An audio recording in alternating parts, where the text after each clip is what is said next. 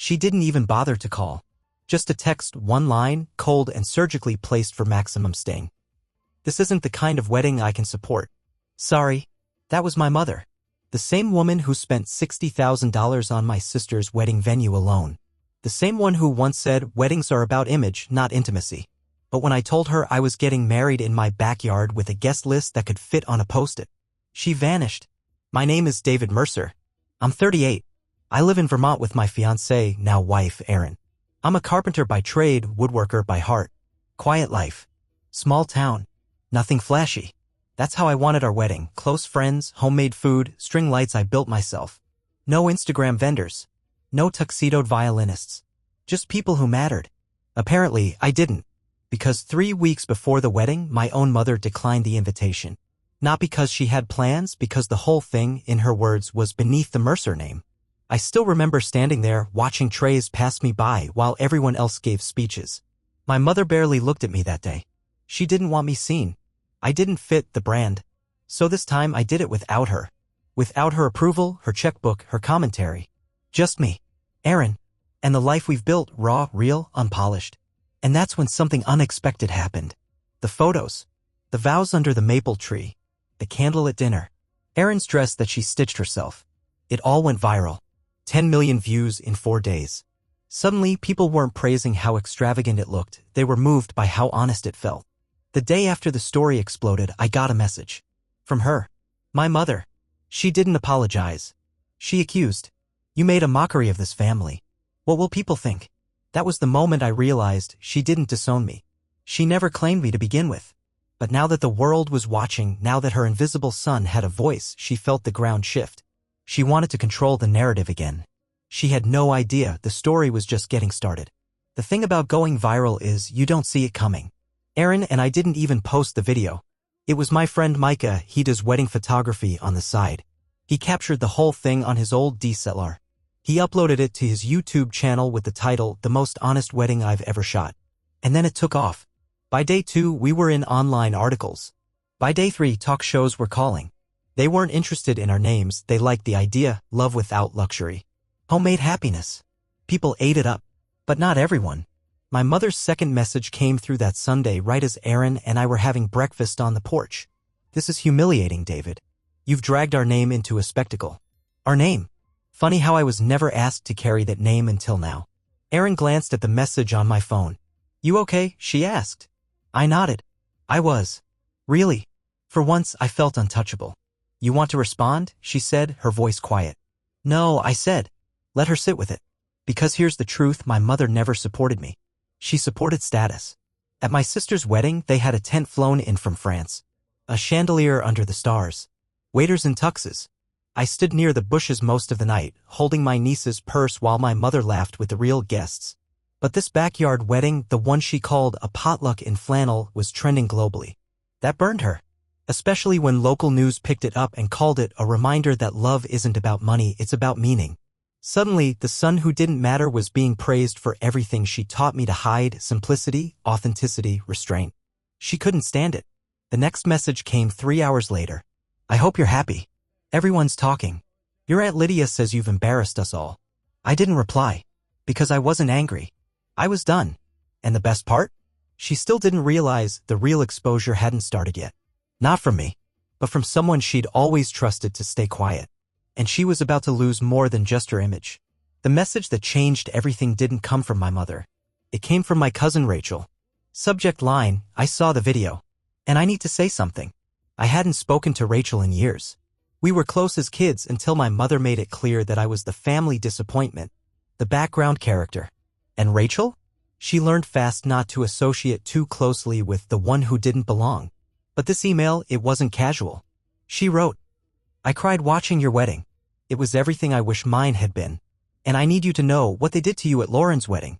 It wasn't an accident. Lauren, my sister, the wedding where I got seated next to the catering staff and introduced as a carpenter who does things with wood. Aunt Janice told the planner to keep you out of the main photos. Said she didn't want sawdust in the frame. I didn't say anything at the time. I should have. I'm sorry. I read the message 3 times. Not because I was shocked, but because I finally had confirmation. For years I told myself I was imagining it, that maybe I was being sensitive. Turns out I was being erased. Strategically. My mother didn't hate me. She just didn't see me as useful. Rachel's email ended with one final line. If you ever want to tell the truth, I'll back you. I'm done protecting her image. That was the shift. For the first time, I realized my mother's perfect facade wasn't just cracking, it had enemies inside the walls. People who'd smiled politely for decades were getting tired. Of the control. Of the pretense. Of the weight of pretending one woman's standards were sacred. I didn't respond to Rachel right away. Instead, I poured a drink and walked out to my workshop. The same space I built from scratch. Where Erin and I planned the wedding. The place she refused to enter. And I realized something simple, something final. This wasn't just about my wedding. This was about reclaiming every moment she tried to rewrite. And if she wanted a story, I was finally ready to tell mine. By the end of that week, I had 5 more messages. None of them from my mother. All of them from relatives I hadn't heard from in years. Did you really not invite her? She's saying you refused to let her speak. Why would you shame the family like that? She was moving fast, rewriting history before it settled. I never barred her from the wedding. I invited her. Twice. Once by phone, once in writing. She said no both times, not with regret, but with that clipped tone she reserves for waiters who refill the water too often. This isn't what a Mercer wedding looks like, she said. It's just not appropriate. My mother's world depends on perception. She doesn't deal in reality, she deals in optics. She needed the story to shift fast. So she weaponized omission. Claimed I never reached out. That she was blindsided. That I embarrassed her. That Erin was the one who didn't want drama at the wedding. Erin, who bent over backward to include everyone. Who sewed tablecloths by hand. Who built a second garden bench because she thought maybe my mother would show up late and need a place to sit. And yet here we were. I didn't argue. Didn't go on Facebook to set the record straight. That's not how this works. Let them talk. I had something better. Because what she didn't know, what no one did, was that I'd filmed a short video of myself the morning of the wedding. Just me. Standing in the backyard. Holding a single unopened letter. Her RSVP. Marked, declined. I hadn't planned to do anything with it. Just wanted to capture the feeling, the finality of choosing peace over permission. But now? Now it had a purpose. I uploaded the clip with no commentary. No hashtags. No captions. Just one line of text. This is what silence looks like. Within an hour, it had 50,000 views. And then something strange happened. Strangers started commenting. Not about the wedding, but about their own mothers. The things they were told. The roles they were forced to play. The years spent trying to be good enough for a woman who mistook obedience for love. I didn't respond to any of them. Didn't have to. Because for the first time in my life, I wasn't alone. The silence didn't last. 3 days after the video went up, my phone lit up with an unfamiliar number. I didn't recognize it. Didn't answer. But the voicemail? Her voice, tight, controlled, polished, like she was calling into a radio show. David, I'm deeply hurt by what you've done. You've made a very public situation out of something that could have been handled within the family. You've always had a tendency to dramatize. Because filming yourself holding a rejection letter with no words, no names, no attack, that's theatrical. But flying to Paris to shop for a wedding veil your daughter never asked for? That's just taste. She didn't want privacy. She wanted dominance. Her message ended with one final line. I think it's best if we don't speak for a while. This has all been very upsetting. For her. It always was. But I let the voicemail sit. I just listened to it once, then went back to the shop and kept carving. A week later, the Boston Herald ran a story. The wedding that broke the internet and the mother who skipped it. Someone had found the video, traced the names, dug into the post-wedding interviews Erin and I had done with a local podcast. They wanted the human angle. Because by now, the comment sections weren't just wedding stories. They were case files. People sharing their own versions of what it meant to be erased by a parent who only showed up when it benefited them. And right there, on a Reddit thread with over 20,000 upvotes, someone posted a photo from my sister's wedding. I hadn't seen it in years. A wide shot of the reception tent. Cousins at the front tables. Toasts in hand. All smiling. And in the corner? Me. In a wrinkled button-up. Filling water glasses. They hadn't even hired enough staff. They told me it'd be helpful if I pitched in. I had. For 6 hours. And not once did my mother thank me. She didn't even introduce me to her friends. But that image, that single, unfiltered moment of invisible labor, it spread. He was the help at one wedding. The host at his own. That comment got pinned. And the story turned Suddenly, I wasn't the one making a scene. I was the quiet man who made something beautiful without permission and whose absence of approval made the whole machine panic. And somewhere, my mother was watching it all unfold, unable to control the narrative. Because this time, I wasn't trying to win her back. I was showing the world what she missed. It hit the national news 2 days later. Because of the woman who commented under her real name. An editor, big lifestyle magazine, New York-based, left a comment on the viral clip. I turned down 5 stylized weddings this year. This one moved me. No filters. No forced luxury. Just truth. Next thing I know, she's emailing Micah, the photographer, asking to do a feature. Micah forwards it to me with a note, "This is real, man. You might want to call her."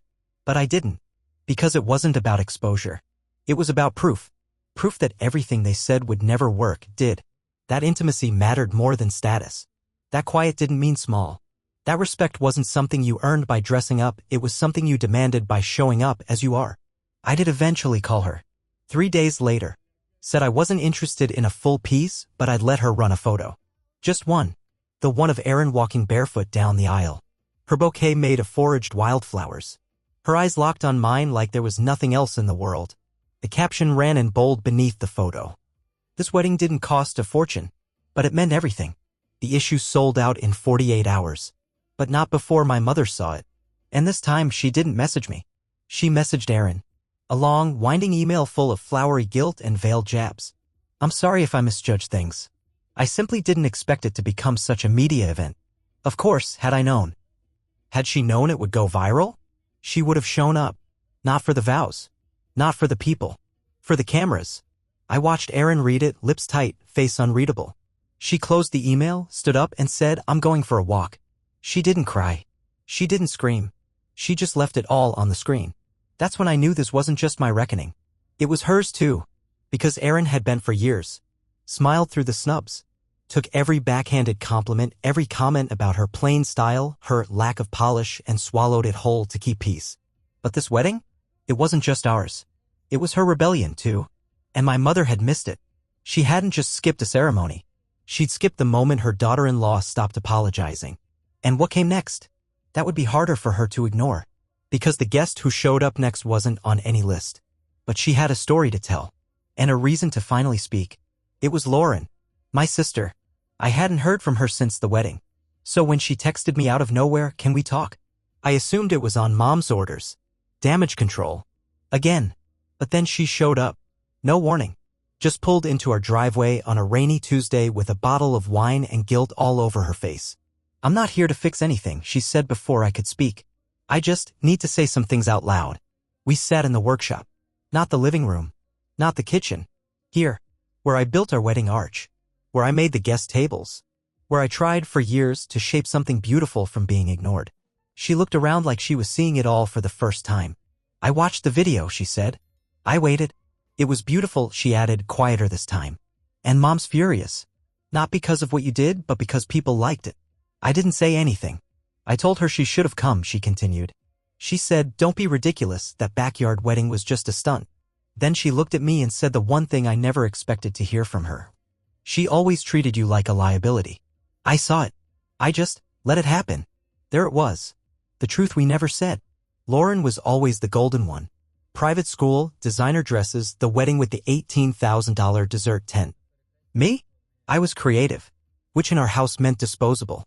"You were kind," she said. "That was your flaw." It hit me harder than I wanted it to. Because I was kind.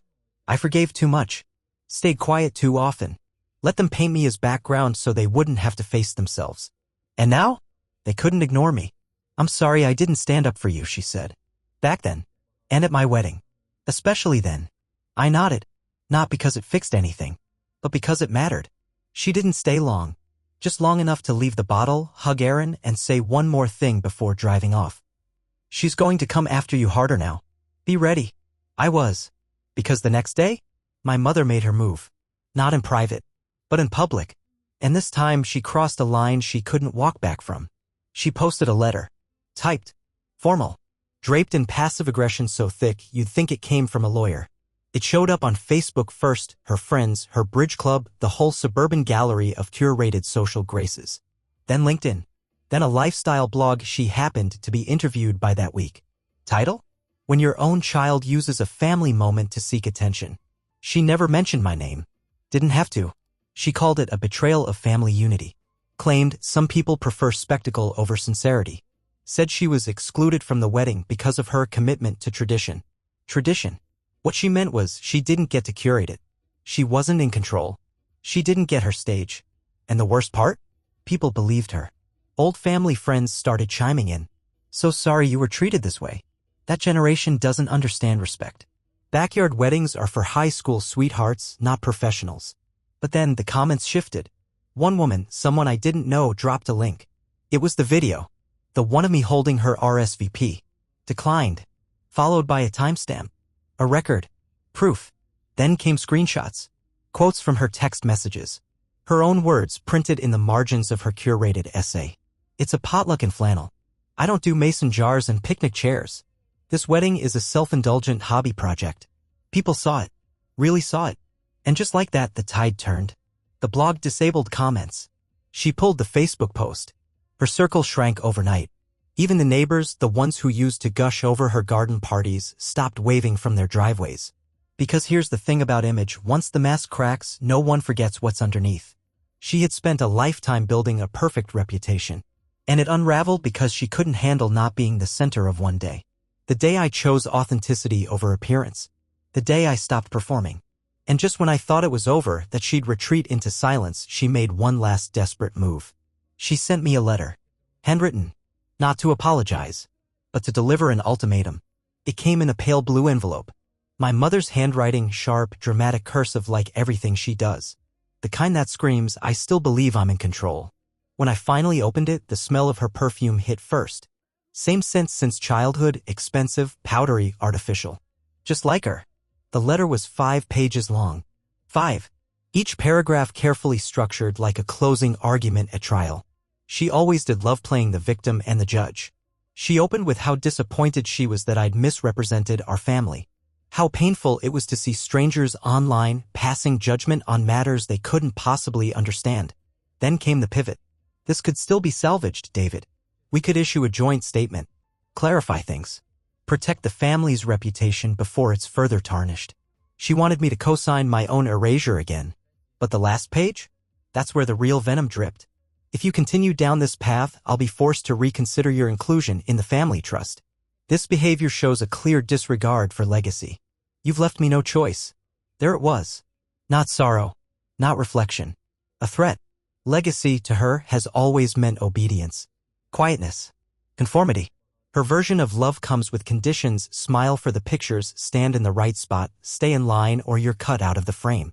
I folded the letter once. Slid it into a drawer. Locked it. Not because I was afraid of losing money. Because I'd already walked away from something far more valuable, the need for her approval. I didn't tell Erin about the letter that night. Didn't want to pollute the calm we'd fought so hard to build. Instead, I grabbed the remote and pulled up the full wedding video Micah had finished editing. 42 minutes of laughter, crooked smiles, wind in the trees, and love that didn't need staging. At the end, Erin turns to the camera unscripted and says this was perfect. It was. And now? It was mine. But my mother wasn't done. Not yet. Because what she did next?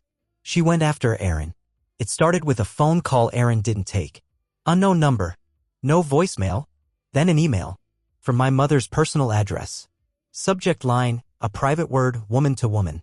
I watched Erin read it in silence. Her face didn't change, not at first. Just a subtle stiffening of the jaw, a stillness in her hands.